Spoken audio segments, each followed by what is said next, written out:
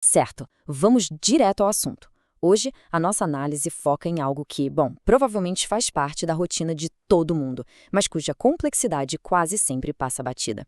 Nós vamos desbravar a biologia surpreendente, a história rica e, claro, a economia global gigantesca dessa que é a semente mais debatida do mundo.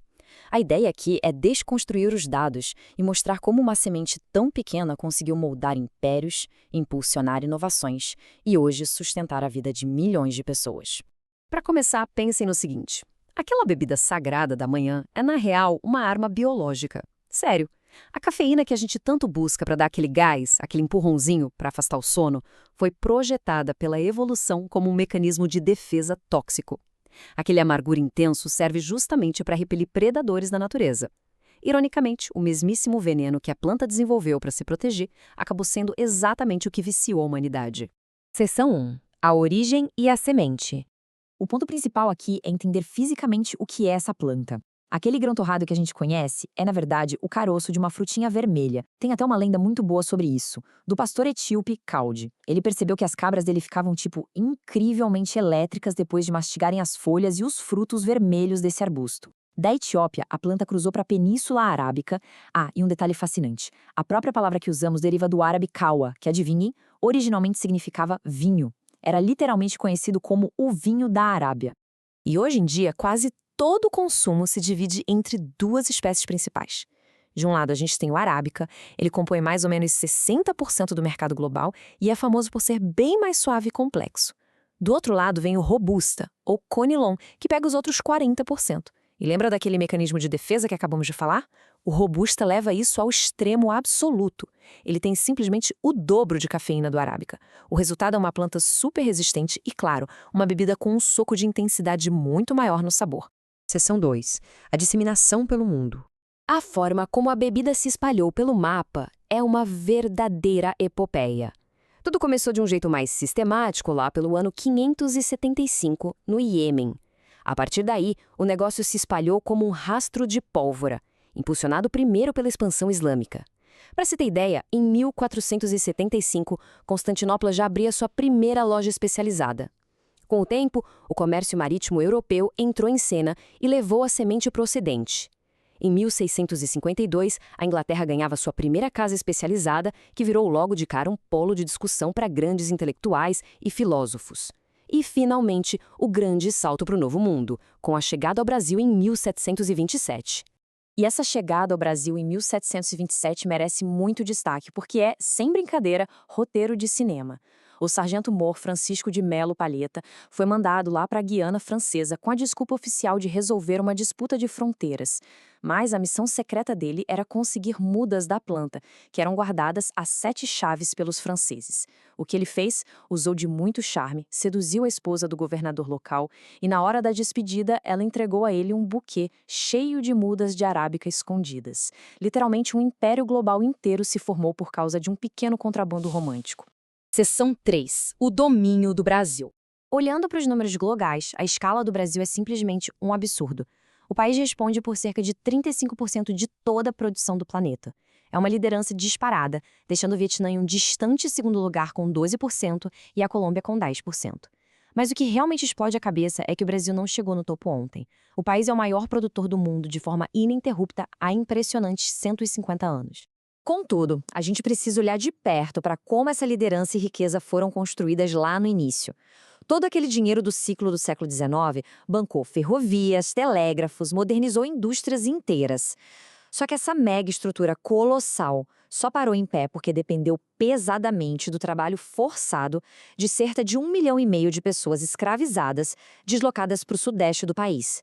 Foi só a partir de 1850, com o fim do tráfico e a forte pressão abolicionista, que a mão de obra mudou drasticamente, voltando-se para a imigração europeia em massa. Se a gente der um zoom na geografia interna dessa produção monumental, pegando dados de 2001 a 2018, a foto fica muito clara. Minas Gerais surge como o gigante absoluto, dominando 51,5% da produção nacional, com um foco quase total no arábica. Em segundo lugar, o Espírito Santo, com quase 23%, que tomou uma rota totalmente diferente, especializando-se pesado no robusto conilon. E São Paulo, que foi o centro original daquela explosão de riqueza lá atrás, hoje responde por pouco mais de 10%. Seção 4. Crises e economia global. 72 milhões. Guardem esse número. Ele representa uma das medidas mais extremas já tomadas na história da economia. Depois da quebra da Bolsa de Nova York em 1929, o preço global derreteu.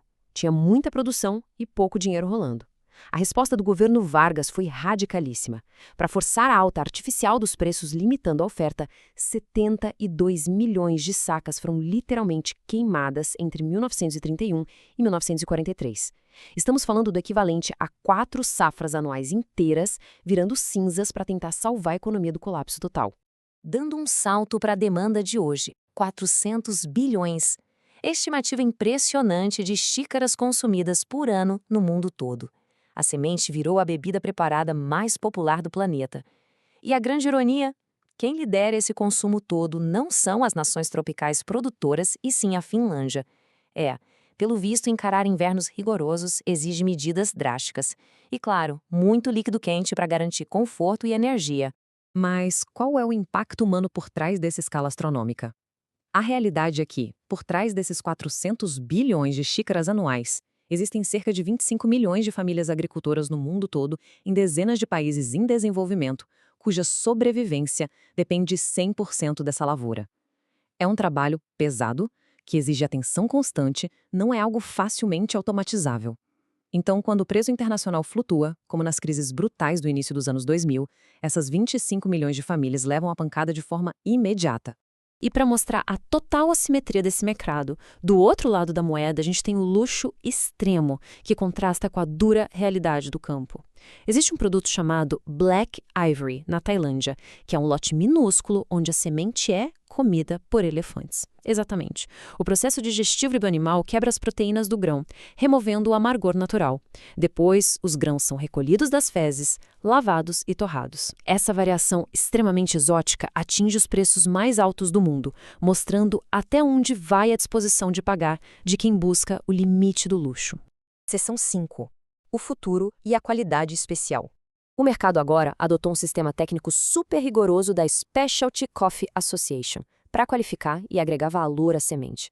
Eles fazem testes cegos, avaliando de 0 a 100 aspectos cruciais, como a fragrância, o sabor, a acidez, o corpo e a finalização, que é aquele sabor que fica na boca. Somente os lotes que superam a marca de 80 pontos recebem o cobiçado selo de especial.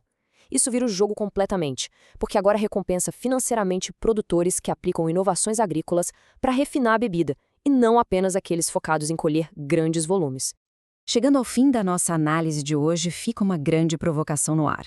À medida que esses padrões altíssimos de especialidades substituem a velha lógica de commodities produzidas em massa, como essa busca incansável pela xícara perfeita de 100 pontos vai alterar estruturas seculares de poder, trabalho e comércio global. Fica aí a reflexão sobre o imenso peso biológico, histórico e humano que existe escondido a cada novo gole.